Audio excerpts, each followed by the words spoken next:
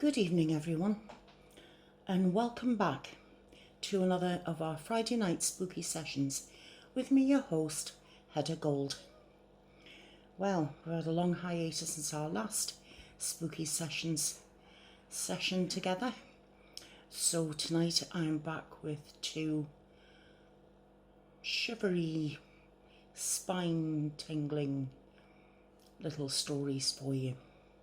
One a little bit more informative than the others, but nonetheless a little bit scary. So, I would like to start off by telling you that the first story is quite explanatory and informative, and the second story is called The Puppet Show.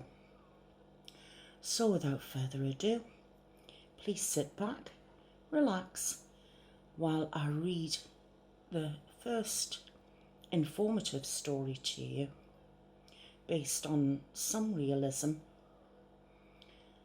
and let's just call this some answers to some paranormal questions. And I hope you enjoy it.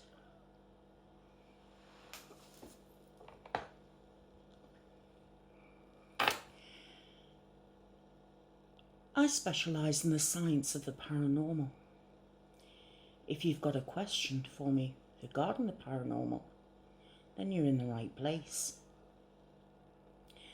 Today I'm going to go over some 12 common paranormal experiences that people often experience.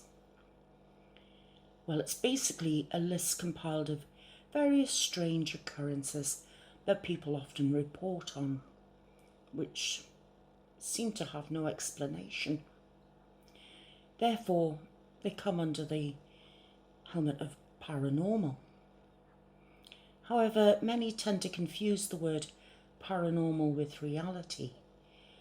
So there are a lot of misconceptions as to what is supernatural and what is simply a normal explanation.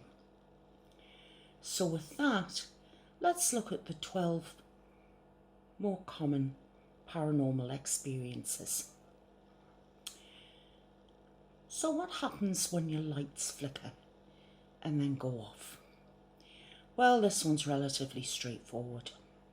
A lot of people tend to think that as soon as your lights flicker, you're being haunted by a spirit, or maybe even an evil spirit or a demon. But that's more or less false. Flickering lights are the result of loose wiring, faulty flow and power through the light bulb, and when the light cuts out completely, it could be you've been struck by lightning, or it's a short circuit, or a trapped circuit breaker, a power outage. Nothing too supernatural about that, is there? Then there's strange phone calls. When you pick up the phone to an unknown person and there's static on the other end of the line. And some people have heard breathing. Now, we're not talking about heavy breathing here. They're in a totally different category of phone call. This kind of breathing is different. It's otherworldly. And, it could just be poor reception. Sometimes you've got to think about the kind of breathing that you're hearing. It can be very difficult to breathe when you're 6 feet under. Then there's devices that turn on by themselves. When you see the TV on and you don't remember that you've switched it on. Or when your alarm clock goes off and yet you haven't switched your alarm on. doesn't necessarily mean to say that your house is haunted. That's ridiculous, but sometimes could just be down to faulty memory.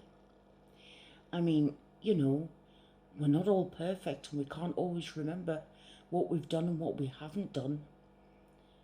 And people do tend to forget a lot of things right at the last minute.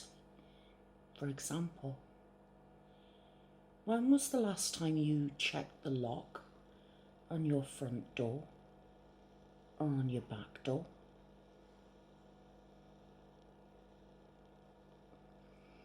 Then you've got floorboards and furniture creaking.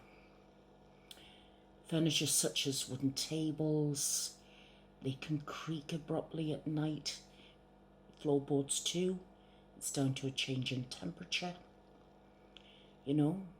When it gets cold, wood tends to pull together, change in size, and furniture rubbing together can cause problems. There's nothing really to worry about. Creaking floorboards doesn't necessarily mean that there's a ghost walking up and down them. I mean, sometimes the creaking sound usually is caused by what's underneath the floorboards.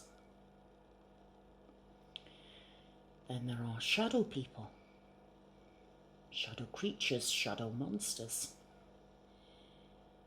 What that can just stem from a wild imagination. Sometimes the darkness can mess with your mind.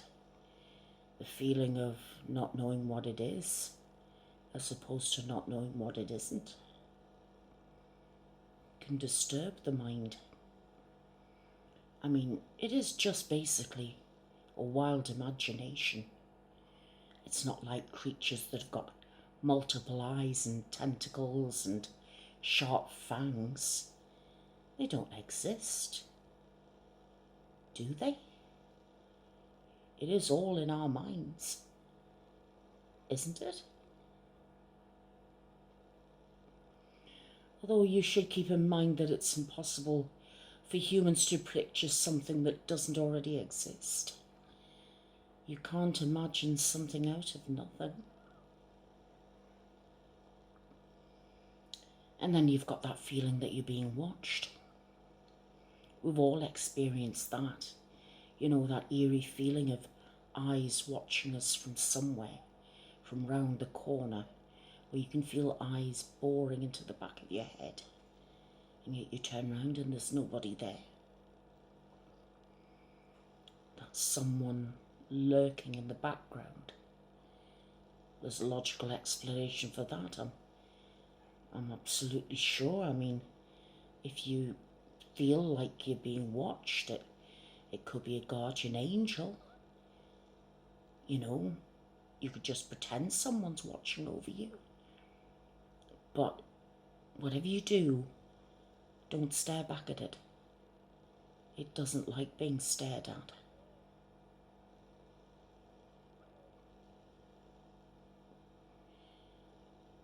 Rustling in the fireplace. For those of you who do happen to have a fireplace, sometimes you'll have heard rustling sounds in the fireplace. I mean, it's relatively obvious. It could have just been something that had been burning earlier, like a log or some coal. But sometimes you have to remember that if burning it alive didn't work, and it's still trying to get to you, you can't kill it and it won't leave you alone. What are you going to do now? Then you hear knocking at the door in the middle of the night. That's linked again to being watched, isn't it? I wouldn't panic too much. The fact that now it's made its way to the front door, you've looked through the peephole, but there's nobody there. But the knocking won't stop. And not only that, the knocking's getting louder. I don't really have an explanation for that. But I'm sure it's nothing to worry about. At least I hope not. And then there's seeing something in the corner of your eye. Oh, I suppose it's too late now. It's already inside. But I suppose if you can still hear the knocking, maybe there's something else there. I mean, could be thousands outside crawling around for all I know. I mean, it could be inside the walls lurking. In the darkness. It could be hiding in the closet. But don't worry, there's perfectly rational explanation for all of this. I mean, there has to be, right? And if you hear screams from the basement, keep the door closed. That's what I would do. Turn all the lights off. I mean, a lot of these things are attracted to the light, aren't they? I mean, when you hear something screaming, and if it's coming from the basement, I mean, if I can hear it, you can hear it too, yes? I mean, it's not just me. I mean, if I can hear these things, then everybody can hear these things, yes? Please tell me that you can hear them too.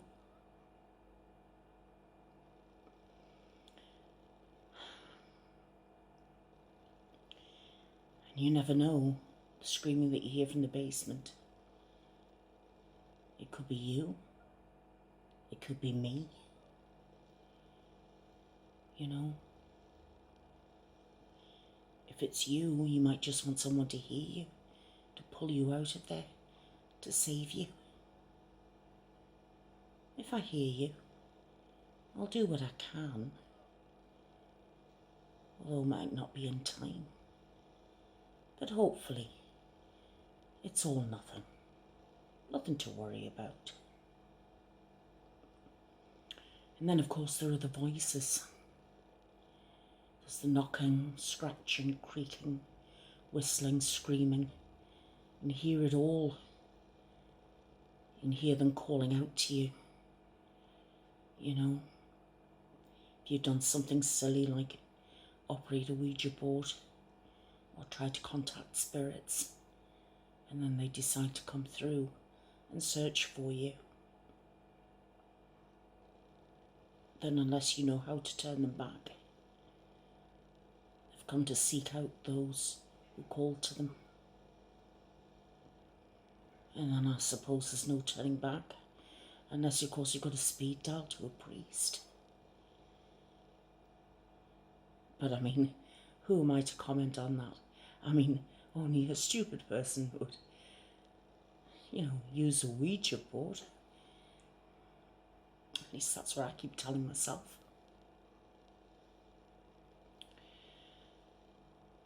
But there's one last tip that you should know about. If you ever get a mysterious phone call from the unknown and all you hear from the other side is heavy breathing, leave. Leave your house and never go back, because that's just the first sign. Once that happens, everything changes and there'll be no going back.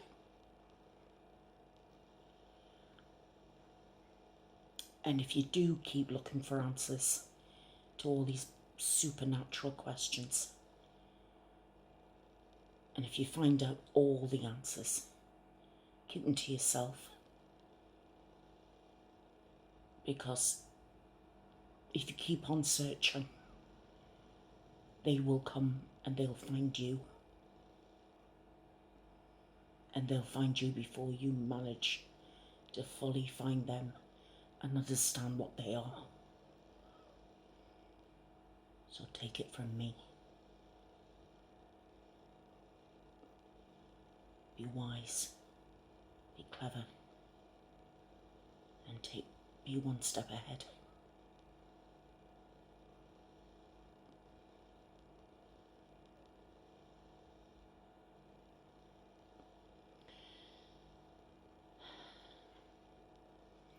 Anyway,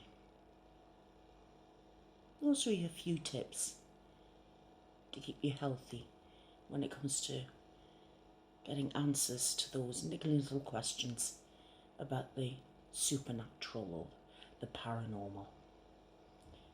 Let's hope that they help all of us and not just me. So I'm now going to go on to your story, and it's called,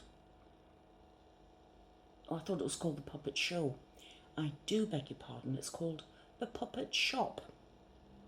So again, I hope that you are still sitting back and relaxed. I'm just going to have a little drink, because as I keep telling you, all this reading makes for thirsty work.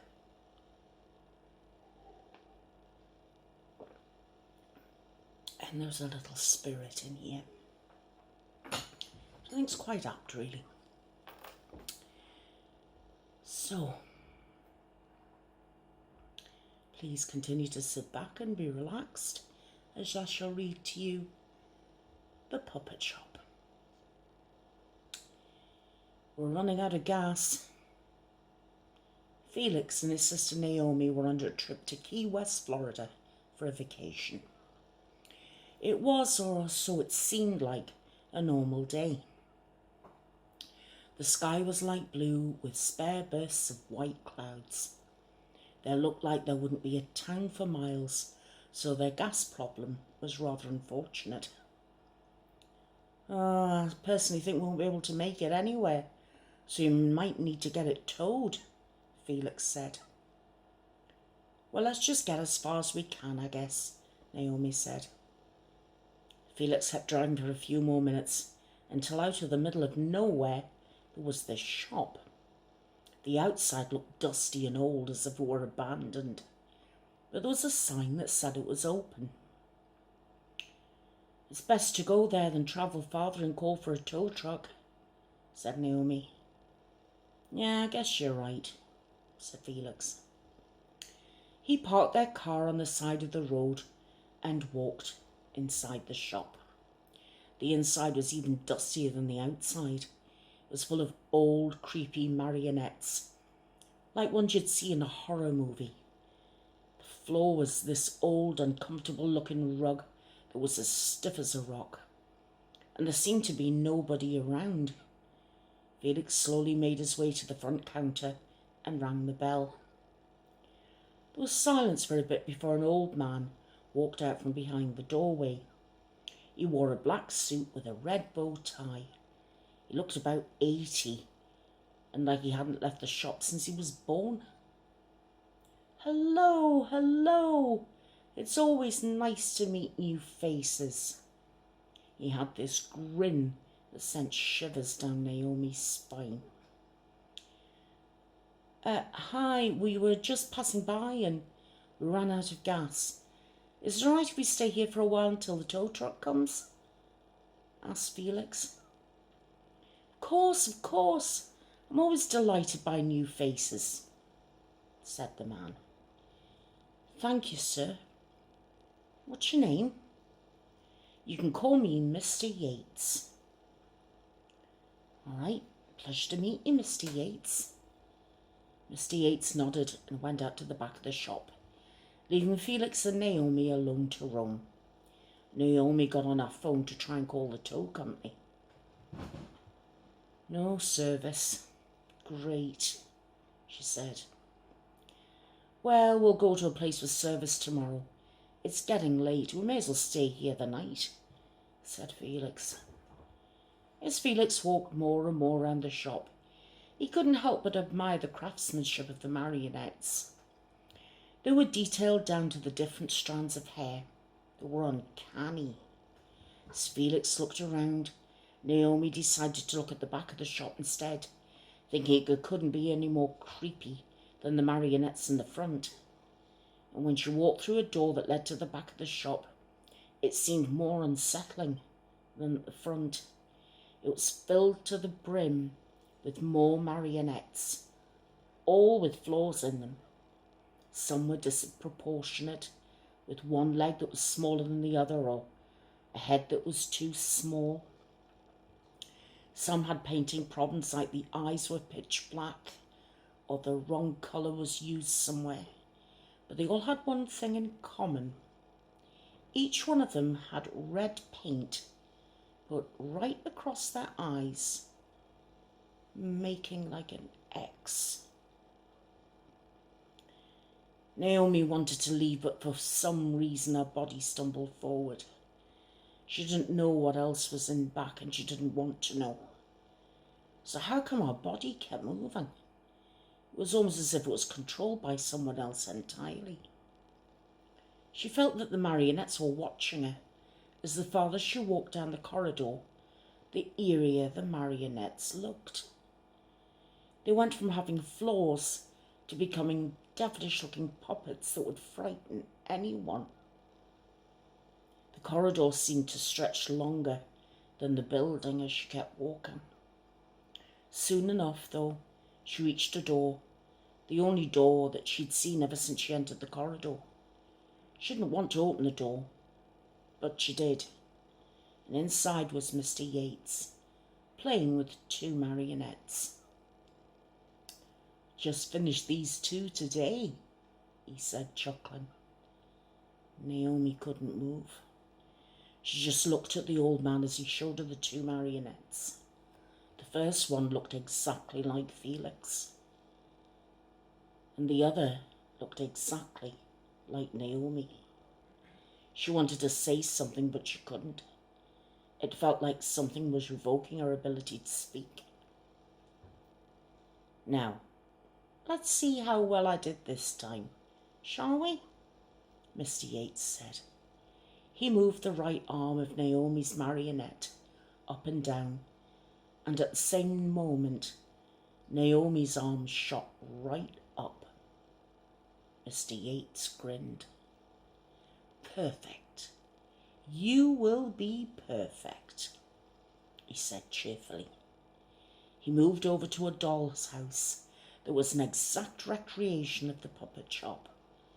He made Naomi's marionette walk into a different room, which Naomi did as well. This room was dark, musty, and groggy. It reminded her of a cellar. Inside the room was a tube.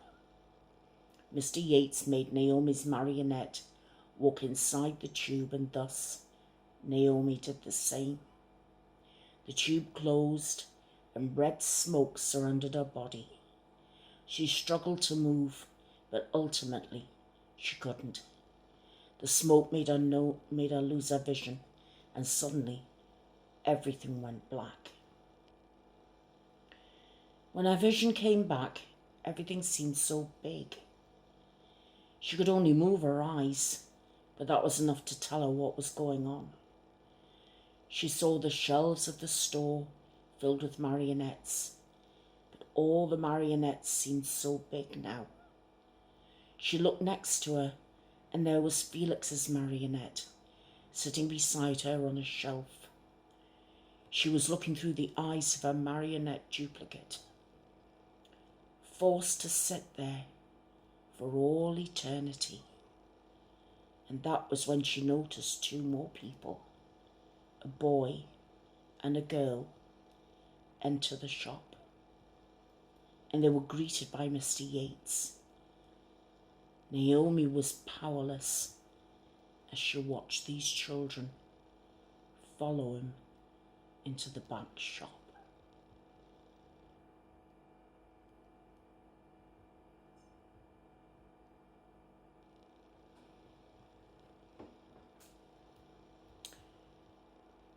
And that, my friends, was the story called The Puppet Shop. And I don't know about you, but I'm not a fan of puppets or marionettes or any of those freaky looking dolls on strings with their unnatural eyes and those unnatural smiles that they have. I mean, I'm not fond of clowns, but real marionettes, you know, worked by strings. I've never been a great big fan of them. They've always tended to freak me out a little bit. I don't know how you feel about them, but I think the word I would describe for them is unsettling, creepy, spine tingling. They've got eyes that follow you everywhere. They're the stuff that nightmares are made of. You know, when you go into shops and you just see all these dolls, all these hundreds of pairs of eyes. Whichever way you turn, their eyes seem to be looking straight through you. Now, that could just be me. But have you felt like that too? In a way, I hope you have. And then I don't feel as if I'm losing the plot altogether. But anyway, those were your 2 stories tonight. Did you find them particularly spooky? Or were they more scary or intimidating? Or did they just give you a shiver up your spine?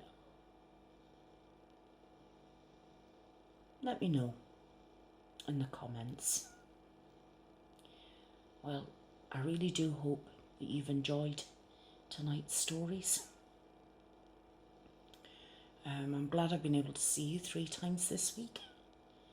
All being well, I'll see you again on Monday with some more commentary from somewhere, or depending on whoever decides that a particular topic they want me to talk about, then I'll talk about that. Please don't forget to join the Facebook group. The link is in Monday's video, so you'll find it there. We now have 33 members now, all from the Haven, so I think that's wonderful. But it would be great if more of you would love to join. It's safe, it's private, and it's a closed off group. It can't be found unless you have the link to get there. And we screen every new member. If you're not a Havener, if you can't answer the simple question to let you through the door, then we simply don't let you in. And the question's simple enough. If you're a Havener, you'll be able to answer it. So I will see, hopefully, all of you on Monday. I'll have more folk tales from around the world for you on Wednesday. And I would like to think I'll have some good news for you for next Friday. So until then, my friends, I want to wish every single one of you a wonderful weekend. I hope you have a good rest. I hope the ones of you that are at work, then take your rest where you can find it. For those who aren't at work this weekend, then I hope it's filled with fun.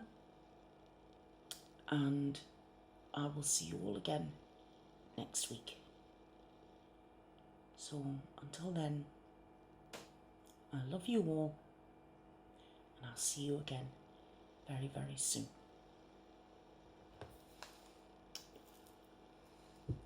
Good night, everybody. Good night.